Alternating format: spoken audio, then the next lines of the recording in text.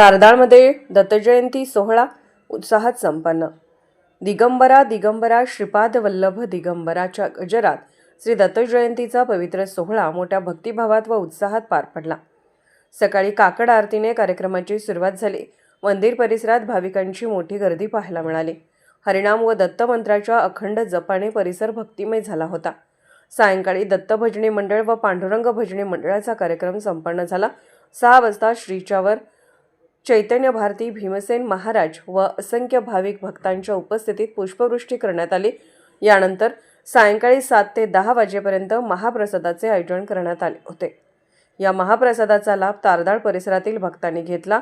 महिला मंडळ, युवक मंडळ, गावातील ज्येष्ठ नागरिकांनी स्वयंसेवक म्हणून उत्साहाने सहभाग घेतला। देवस्थान समितीच्या वतीने सुंदर रांगोळी, प्रकाश योजना व सजावटीने मंदिर परिसर उजळून निघाला। यामुळे मंदिर परिसर दत्तमय झाला होता। दत्तजयंती निमित्त गावात सद्भावना, शांतता आणि भक्तीचा संदेश देत हा सोहळा यशस्वीरित्या संपन्न झाला। देवस्थान समितीने सर्व भाविकांचे मनपूर्वक आभार मानले।